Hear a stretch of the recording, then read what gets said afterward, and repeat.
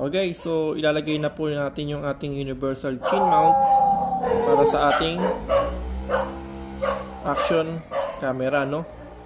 So, kasi po yung ginagamit natin talaga dito pang chin mount yung Hansi. Pero sa ngayon po kasi wala pong available si Hansi para dito sa NHK K5R series.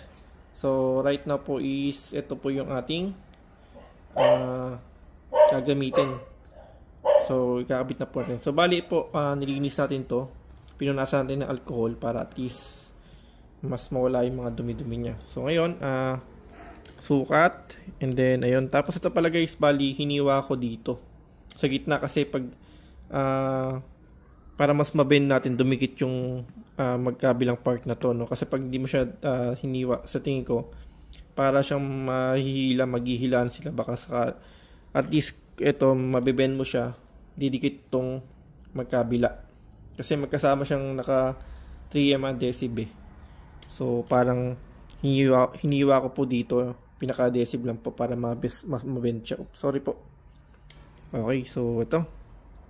Simulan natin siyang ikabit, ano. So, bali siguro po unahin ko na sa gitna.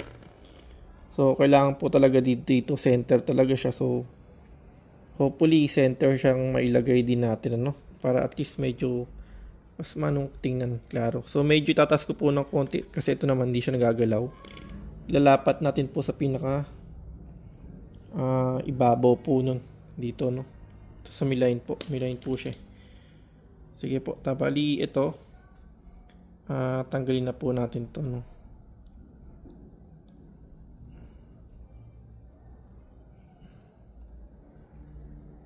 Ayan. Okay, so natanggal na po natin yung pinakaunang adhesive. Tapos make sure lang po na nasa igigit na natin talaga siya, no. Okay, ayan.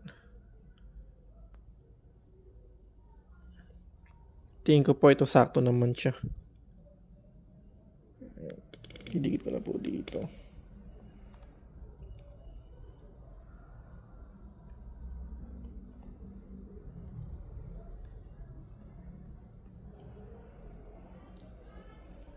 Yan, kailangan makuha lang po natin yung pagkagitna niya.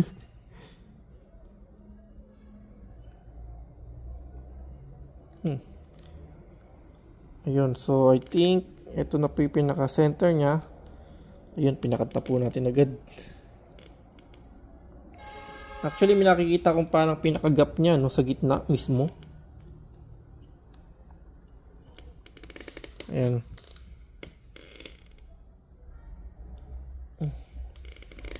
So, hopefully, wag siyang, baka pasukan din kasi ng dumi din. Pero anyway, so yun nga po, natanggalan natin.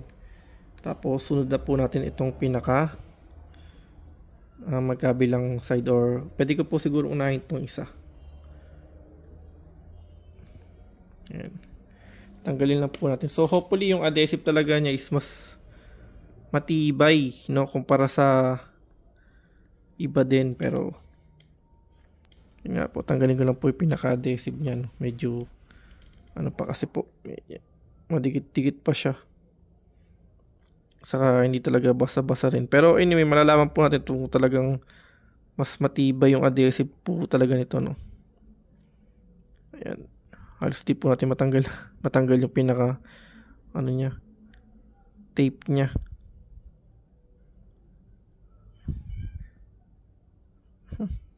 Yun.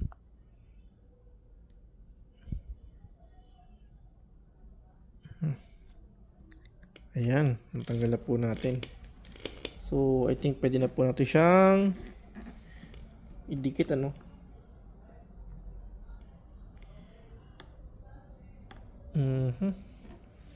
Actually, baka dumikit din po sa pinaka goma pala. Kailangan sa plastic lang siya talaga didikit. Ayan po, teka lang, hindi na po nakita masyado, no. So, kinuha lang po natin yung pinakalinya niya. Ayan, kasi pagka po pinantay natin dito, baka yung sa goma siya dumikit. So, importante sa pinaka parang plastic pa rin po niya siya didikit. Ayan. So, yun, nakabit na po natin itong isa. Itong kabila naman po, no.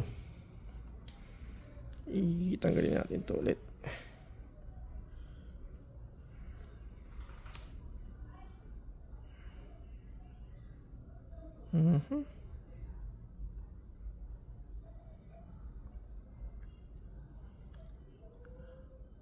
Teka lang po. Ayan, natanggal na po natin. No? So, again, ito po yung pinaka-universal chin mount na nabuild sa Shopee na nilagay po natin dito sa NHK K5R series. Ayan, so tanggal na po natin.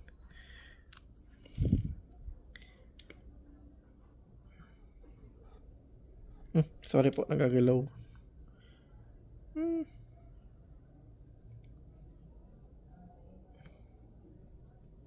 Actually, yung tanggal. So, tanggal na po natin.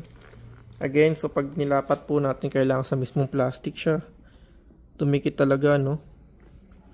Pag po sa may goma. Okay, so ilapat na po natin talaga siya sa paglalapatan natin. Yun. Tapos itong isa, yun, pakat na po siya. Sakto lang. Yan, kung mapasin niyo po, meron siyang gap dito, no. Ito po, no. Ayun, sa gilid po, no. So, sinakto lang po natin sa pinakalinya. Para, ito, may gap siya, oh. Kita po, no. Ayun, may gap lang po siya doon. Ayan. Pero at least, the rest ng adhesive na ipakat po natin siya. Tapos, yun na nga po guys, ito, yan.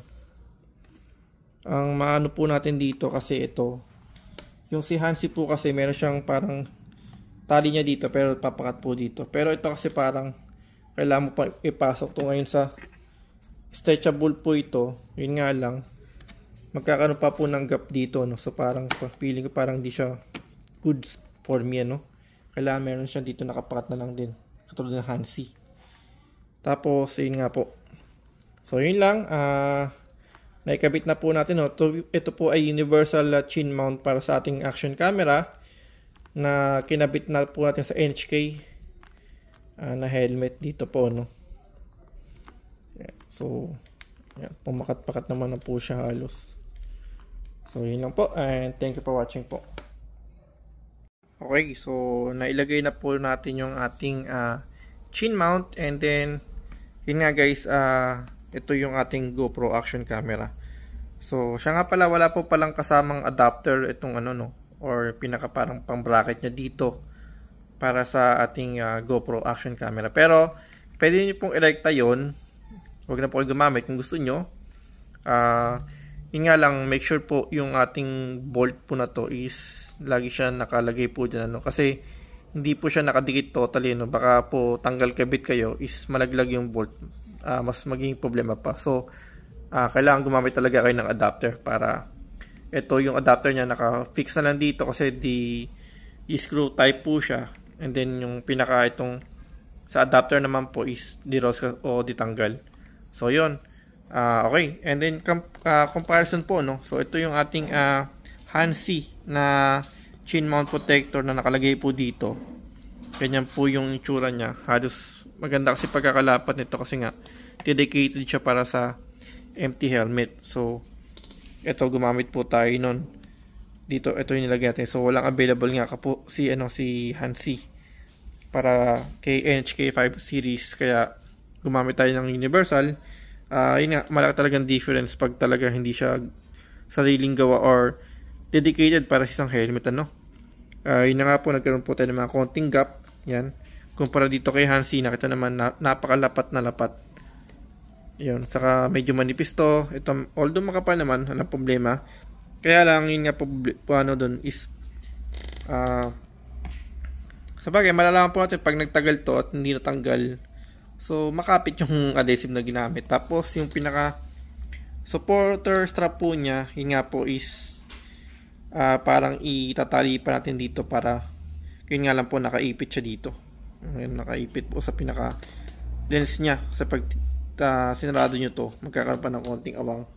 Unlike dito, yung strap po niya, supporter niya is nakadikit lang din talaga siya dito. Ayun, no? So So medyo malinis tingnan. So yun. So yun lang ano. Okay. So yung ating, again, ito po yung ating universal chin mount para sa K5R series. So thank you for watching po.